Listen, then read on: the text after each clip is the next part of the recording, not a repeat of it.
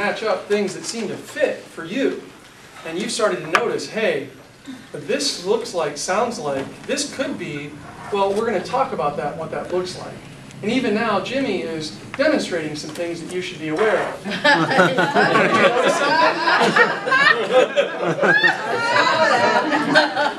So one of the things, like we had talked about this, and I do demonstrations just to show, because this is the one thing, I consult with a lot of churches as well. So I've consulted with churches anywhere from 15,000 members down to 50. I have yet to speak at a church. Maybe this will be the exception, I don't know. But I have yet to speak at a church where there aren't multiple survivors of abuse sitting in the crowd, and where there's not a minimum of one known child predator, and those are just the ones that we know of. These are ones with a criminal record that are on the registry, they're on the sex offender registry. I have yet to be at one where that's not the case. So maybe this will be the exception. I don't know. I didn't even ask you that question. But I want to show you guys some of the techniques. So one of them, as I was talking to him, say that he's a kid, the predator is going to come up to the parents, and because we're not expecting to see it, they're going to start with the progression. So really it starts up here. So the kid will be down here. But this guy's taller than I am, and I'm a tall guy. So, they'll be talking to the parent like this, and what they're doing, this is a testing technique right off the bat. And it's very benign. So there's no sexual contact. But what I'm doing is I'm talking to you as a parent, and I'm watching your eyes. And I'm saying, do your eyes stay on me as I talk to you, or do your eyes keep going to this hand? If your eyes are constantly going to my hand, then I'm likely not going to abuse that kid, even if that kid's really vulnerable. Because I know that the parent's really intuitive. You see, their intuition is checking other people's intuition. If you fail the test in your eyes, I can maintain your eye contact. The next time they talk to your kid, they're going to come up, and they're going to move fingers down, and it's just going to be a slight progression, but they're going to move it down over the breast area. And that's still benign enough where if you see it or if you say something, which almost never happens, I can explain that away pretty easy. And I can say, well, I didn't realize. I'm short. Yeah, you're short, the kid's short, and I have big hands, whatever. I didn't realize that my hands were here. I apologize. And it's going to be a heartfelt apology.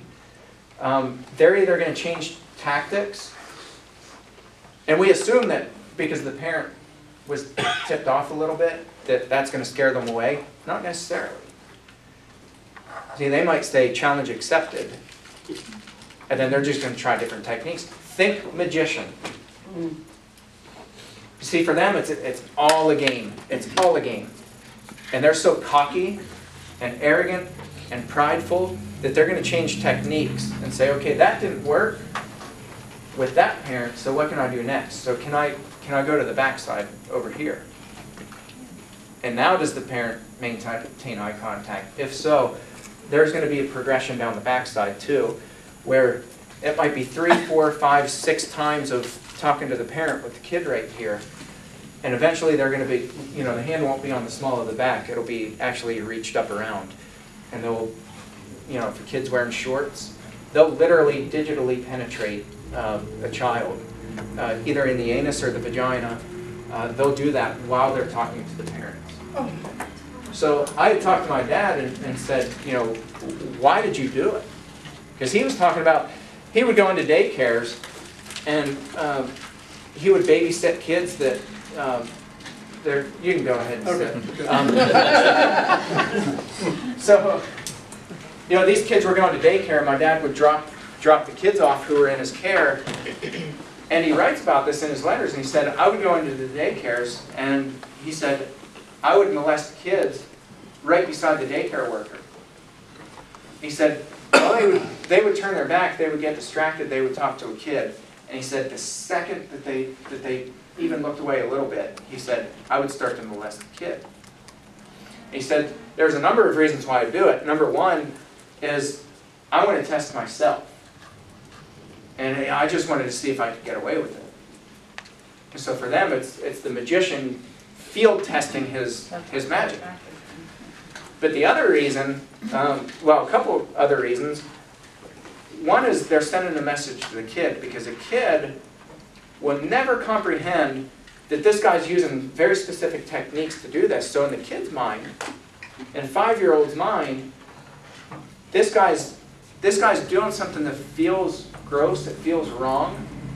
They don't have a vocabulary for it yet, but it feels wrong, and they're doing it right in front of mom and dad. So either A, mom and dad are okay with it, or B, mom and dad don't care. And so the abuser, Larry Nassar, I'll keep going back to him. You guys will get sick of me going back to that, but Larry Nassar, as he was digitally penetrating these girls, as he was doing it with mom and dad 2 or 3 feet away, he would lean down and he would whisper in their ear, "How does this feel?" He would do that for up to 40 minutes. Now imagine laying there for 40 minutes, just being absolutely terrorized and terrified, with mom right beside you. How do you explain that? And then in private, what he's doing is coming back to the kid and he's telling them, "Your mom and dad, see, they don't care. They don't care about you." And the kid doesn't know that he's using very specific techniques. And so these kids with Larry Nassar, he was using his, medical expertise, and he would tell the kids that, this is a normal procedure, and this is what doctors do. And they would tell him, that doesn't feel right. It feels gross. It feels icky. He would come back and tell them, well, number one, it's what doctors do, and number two, your mom and dad were okay with it. They were right there in the room while I was doing this procedure. And so it's all part of that. Other people say grooming, I say testing, but they're testing the kid. Is the kid going to shriek or cry out when they're doing that in front of the parents? And they know, they can tell. If a kid is paralyzed, you can feel that. You can feel that body posture change. The abuser can. They can feel the child stiffen up and become paralyzed. And when they feel that child become paralyzed, they know that child's never going to tell. It's all testing. They know which kids will tell, which kids won't. And so there's a whole number of reasons why they do it. So they're testing the kid, they're testing the parents, and they're testing themselves. So here's my question. This one is, this next session is about us. Why is it that we don't see the stuff that's going on right in front of us? And how many of us have, we all think this at some point, right? I've got this figured out. If something were going on, I would be the first to complete my sentence. No. Notice it, or to know. I'm a really intuitive person. We all feel this way, but it might not be reality. So what I talk about for this, we need to understand something about ourselves and how we miss things, and we can't have the arrogance to say, well, if something were going on in my church, I would know. We've got to come back and say, where are some blind areas that I have where I can tighten that up? Where people come in and they manipulate that. So I say, basically, to simplify this, we have 2 belief systems. Okay, we have our belief system that's based on reality. So this is a hard floor. This is a concrete floor. The wall is white. The ceiling is up. The lights are on. We believe that because it's reality. It's concrete. It's true. But we have this parallel belief system that's based on what we want to believe or what we don't want to believe. And ironically, the reality system that's based on what we want to believe or what we don't want to believe is far more powerful than reality itself. And here's the trick, abusers know that. And this system, our want to believe system, is very hackable. So I'll give you an example. This is based on experience. This is based on more concrete, objective things. So our want to believe system,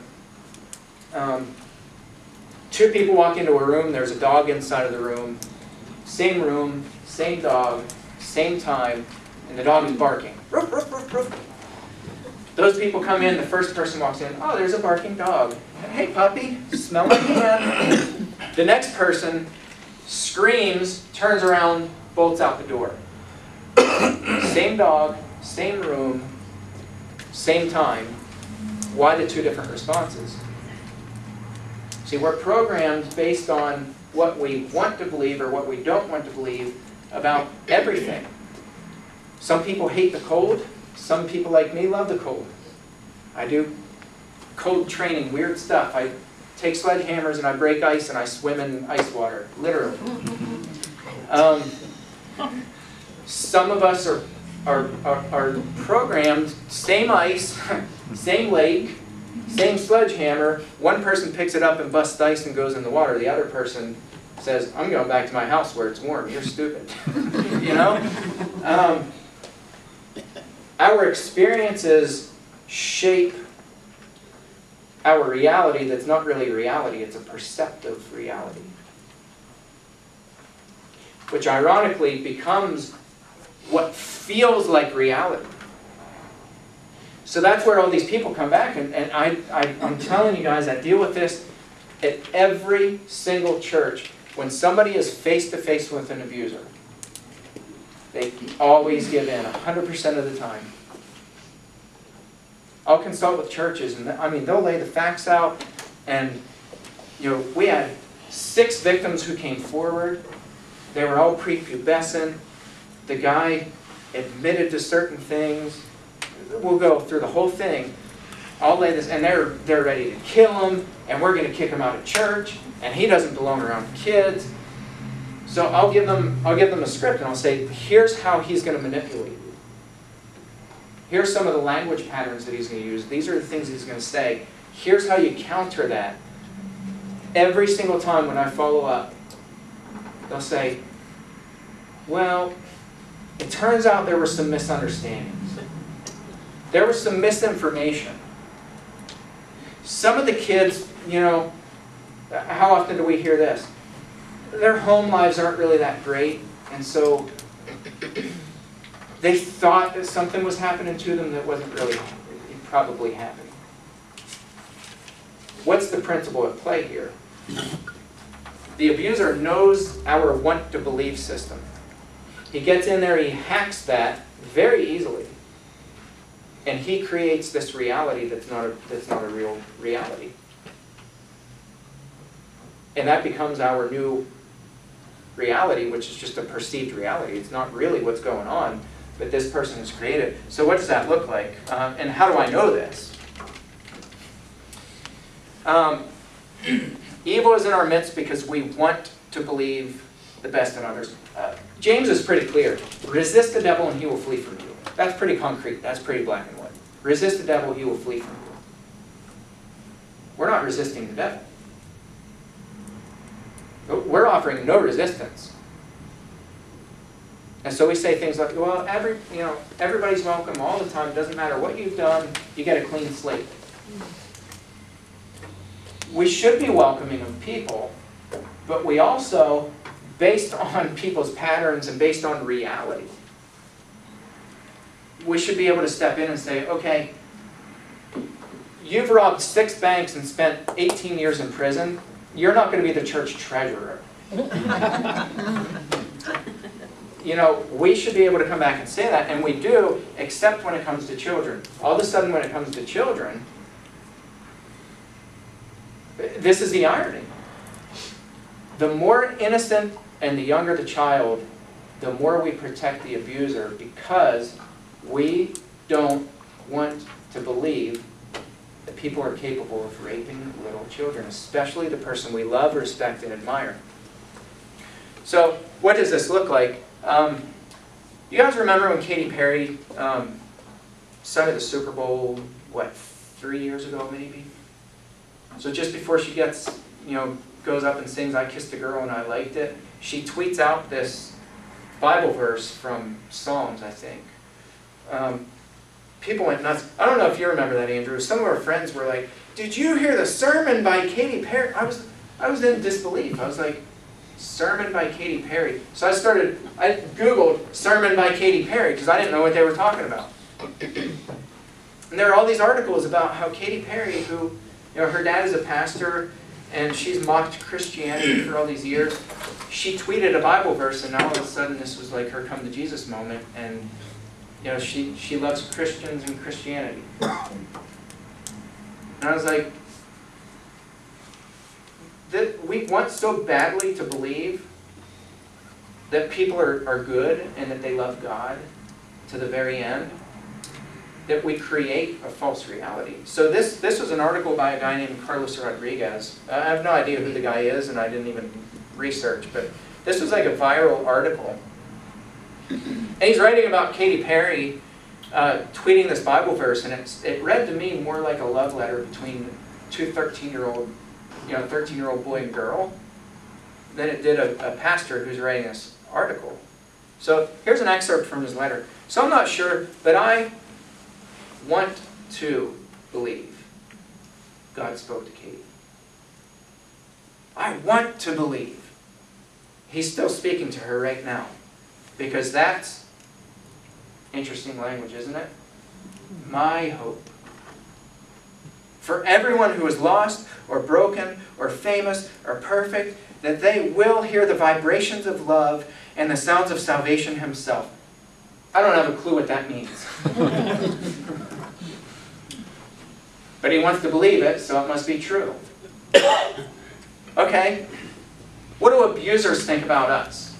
Dr. Anna Salter did a series of interviews in the 90s to a group of inmates in Alabama State Prison. None of these abusers knew each other. And she did this series of interviews. Listen to this. This first guy. I consider people that go to church gullible because they have a trust that comes from being Christian. They seem to want to believe in the good that exists in people. All people. Because of that, it was easy for me to convince them. Because of that, you can convince them with or without convincing words. This guy was the youngest deacon in the Methodist Church in the state of Alabama.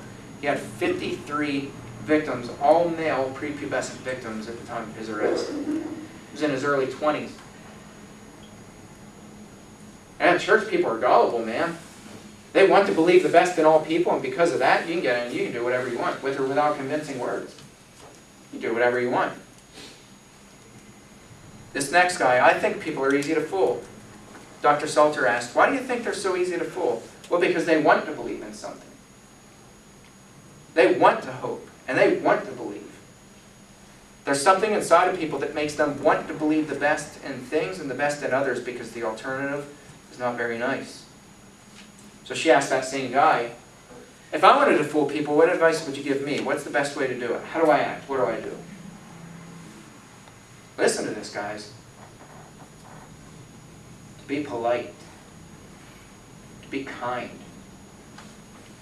To show kindness, especially in public.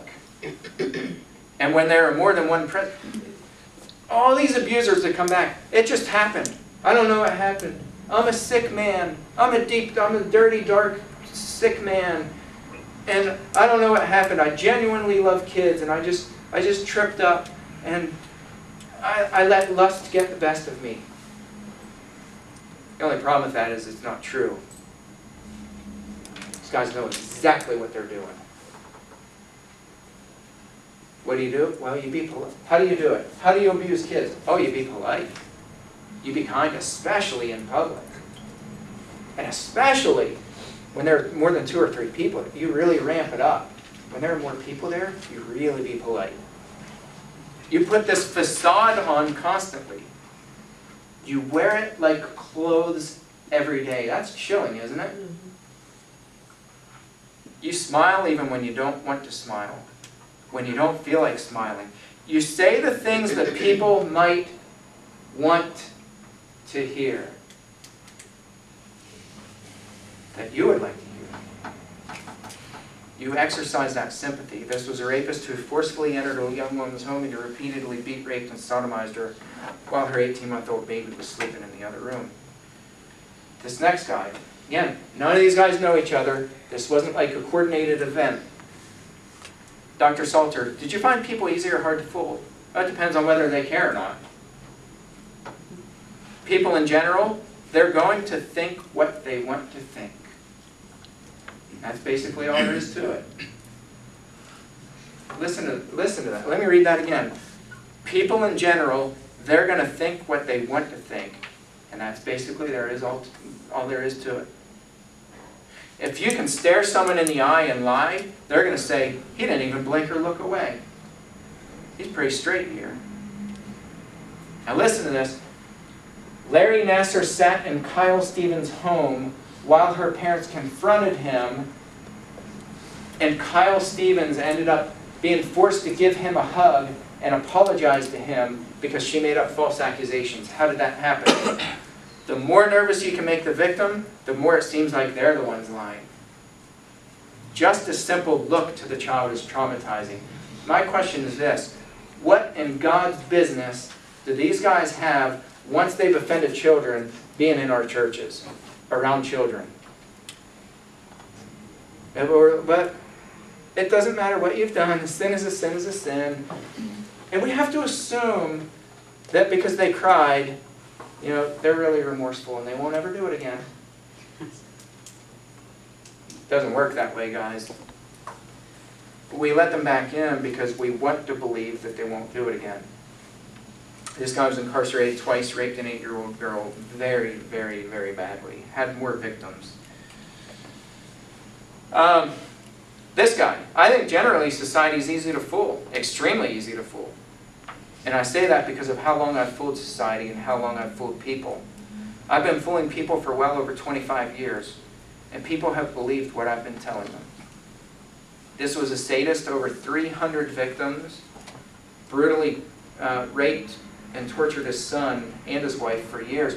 This man turned himself into the police station, and they started yakking it up and laughing and joking. He walked himself back out of the police station. The cops didn't believe him. Here's my question to you, a little pop quiz. Thinking like a predator, why did the guy report himself to the police? He doesn't look guilty that way. Doesn't look guilty, why else? He had enough. Cocky. So when the royal parrot stood up, he would already have an alibi. Could be, yeah. I think there's a deeper reason. He wanted to test the police. Exactly right. Oh. Hey, I raped over 300 victims. I tie my son up and I suffocate him. He would tie a garbage bag around his head. To the point where he would black out as he was raping him, bring him back, revive him, and rape him again. This guy walked into the police station. You think he was remorseful? You think this guy was remorseful? Not one bit. This guy was not remorseful one bit. This guy walked into the police station because he loved it.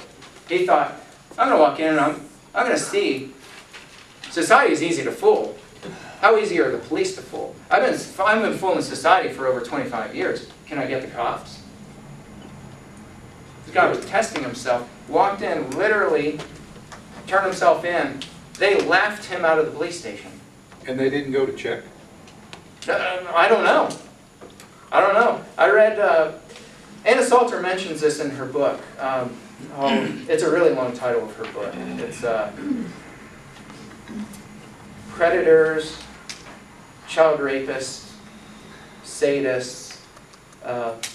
Somebody who has Google can look it up. It's a really long title, so I don't remember it. But she mentions this in her book, too. You can find these interviews on YouTube. You can type in Dr. Anna Salter, prison interviews.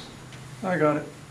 It's predators, pedophiles, rapists, and other sex offenders. There you go. Is she Salter like S-A-L-T-E-R? S-A-L-T-E-R. Okay. Yeah. Excellent, excellent book. Phenomenal book. Subtitle is Who They Are, How They Operate, and How We Can Protect Ourselves and Our Children. I have a copy of that book if you'd like to take a look at it. Yeah. It's not the most aesthetically good book cover, but the content is phenomenal. So yeah, I don't know the answer to that. She does mention this, but she doesn't really go into a lot of detail, but she says the guy went and turned himself in, reported himself, and they were joking around. They thought he was kidding and joking around with them. My guess is they probably never investigated it. For the Predator, would this be the ultimate magic show? I think so. Yeah, I think for this guy. Feed this guy's ego? Yeah, and the statists, so the statists make up 2% of all abusers. So there's such a subgroup, which is where Dr. Anna Salter specializes. She specializes with the statist pedophiles. There's not many of them out there in this subcategory. So these are like the worst of the worst of the worst. That's my theory, is my opinion. I think for this guy, it was the absolute climax for him, the ultimate adrenaline rush. It was the Houdini, his final act. Can I pull this off? He doesn't care. These guys don't have a regard for human life. And so I don't think he really cared at this point. Here's another one. This book is phenomenal. Sleights of Mind: What the Neuroscience of Magic Reveals About Our Everyday Deceptions. This is a husband-wife team of neuroscientists who became magicians to study neuroscience and how we're so easily fooled. They were trying to do this, replicate it in a controlled environment, and they're like, why don't we just become magicians? Because they do it intuitively. They just know how to fool people. And we're trying to replicate this in the lab, and we can't do it. So they said this in their book, phenomenal book. The spooky truth is that your brain constructs reality, visual or otherwise. What you see, hear, feel, and think is based on what you expect to see, hear, feel, and think. In turn, your expectations are based on all your prior experiences and memories. So for John Hinton, the reason we didn't believe it or want to believe it is because of all of our prior experiences and memories. He was the dog that everybody walked in the room and was like, oh, there's a little puppy dog.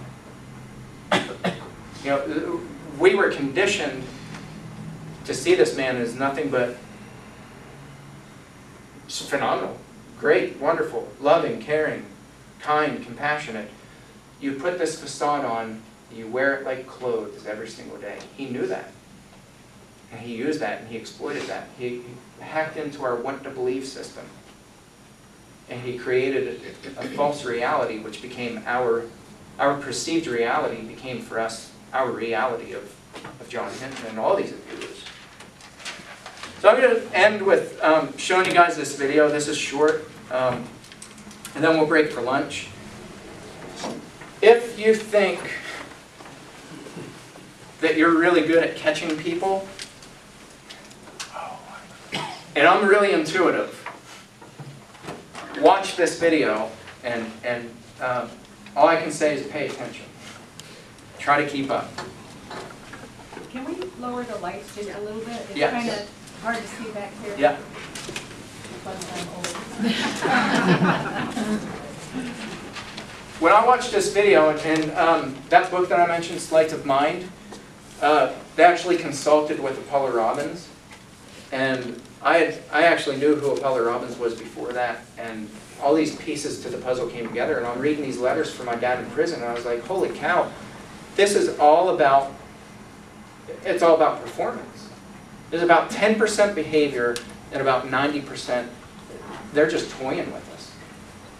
And so I watched this and I'm like, they're literally using these techniques. When I use the magician analogy or metaphor, it's not just a metaphor. They're actually using these techniques when they're abusing kids right in front of us. So, with that said, let's watch this and then we'll break for lunch. I think. Andrew. Hey, if it doesn't work, we'll post the link to it on my I just pull it up on YouTube. Okay, yeah, do that. I'll just open a separate tab. No internet connection, that's the problem. Somebody cut me off.